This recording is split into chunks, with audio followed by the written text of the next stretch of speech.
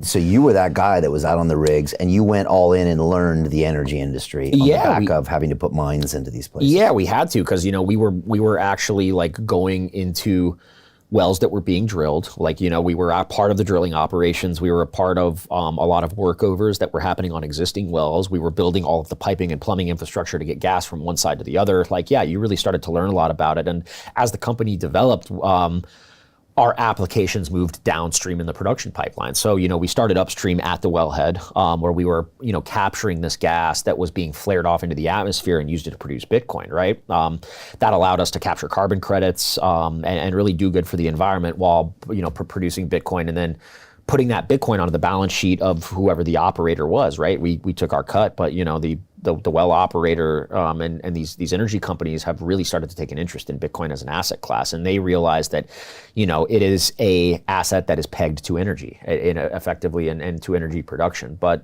interesting. Bitcoin is, you're saying? Yeah. That's most people wouldn't say that. Oh yeah, wouldn't even know that. Yeah, I mean, like the proof of work algorithm is inherently tied to the price of energy. Well, Michael Saylor calls it digital energy. It is, and it's the perfect, it's a perfect analogy and metaphor for what it represents, and it's also the reason it's the master asset. And these crazy West Texas cowboys got that? Yeah, they get innovation. Some of them did, and obviously. They get money. Yeah, oh yeah, and they started to see it, right? And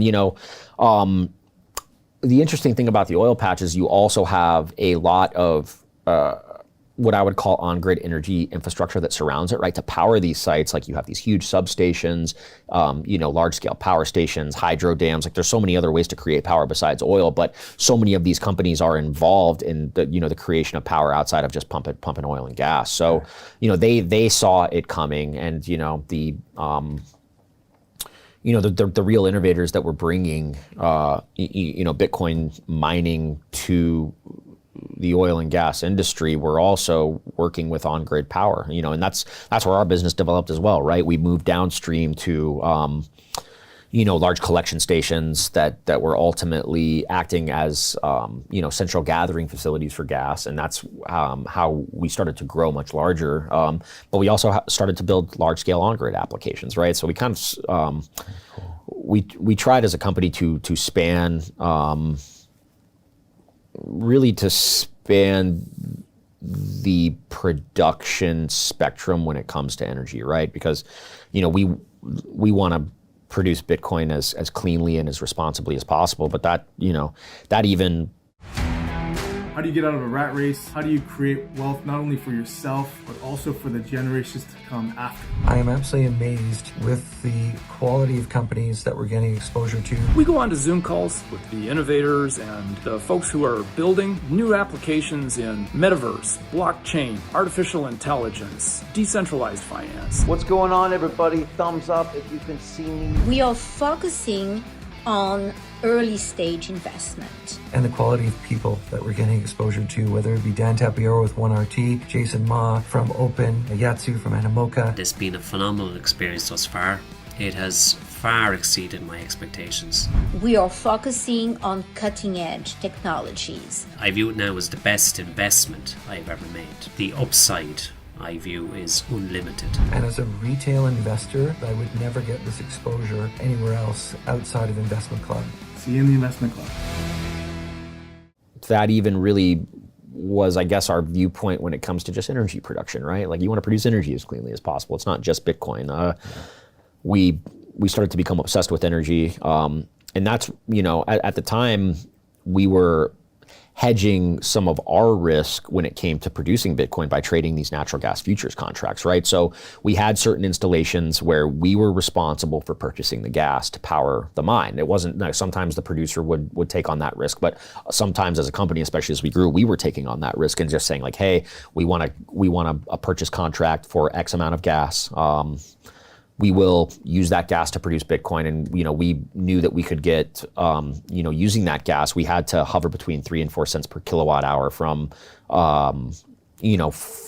fuel to generation, right? Like that was the sweet spot for producing Bitcoin. So, and otherwise you can't produce the Bitcoin.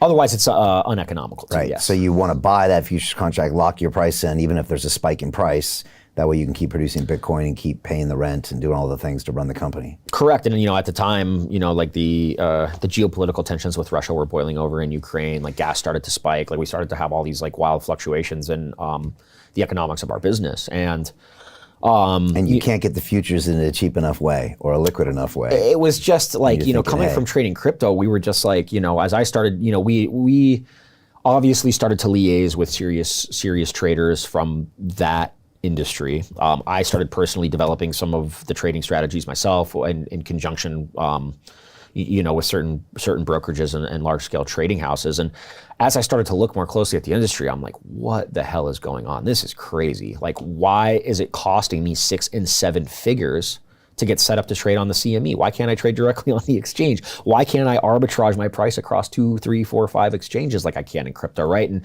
I'd been trading crypto for a while. I was buying Ethereum at $3. I wasn't necessarily the first into crypto, but my investments of crypto have afforded me a lot of opportunities in my life that, a lot of people don't have. So I was already a fanboy. But, when I started to look at the drastic differences between the energy trading industry or the broadband commodities trading industry and what we see in crypto, I was like, man, this is really screwed up. Like, I already had a pretty deep understanding of smart contract programming. I've been playing around with that as a technology.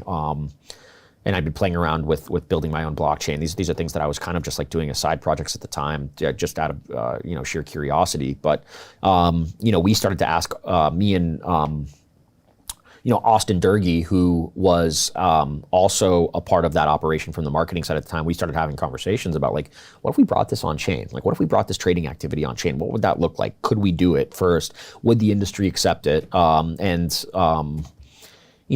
there a business there, right? And that's really what led to the advent of Sphinx. And Bitcoin mining, it's very, very necessary, but we call it dummy iron in the industry because you plug it in and you forget it. It's not necessarily something that's going to require a lot of software development after the fact, right? Now, and there are software developers that are working on more effective pools and merge mining and other really cool advents. But at the time, me and Austin took a look at this, and that's when I decided to sell my stake out of TypeX back to the founder and kind of go all in on Sphinx. Okay. Hey, I know investing in crypto is scary. It takes a real leap of faith because there are so many scams, rug pulls, and bad actors out there. It's a dangerous business, which is why 95% of people lose all their money. Well, that's why I created the London Real Investment Club, so you can access the hottest deals on the planet and use the crypto bull market to create the generational wealth that you deserve. Join my team of over 100 people from around the world that are making millions of dollars behind the scenes investing in blockchain, AI, Web3 games, DeFi, Bitcoin, and more.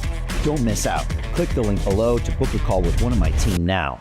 But hurry, this bull market will end soon. I know investing in crypto can be scary. That's why you gotta join the investment club. Pull the trigger. Let's do this.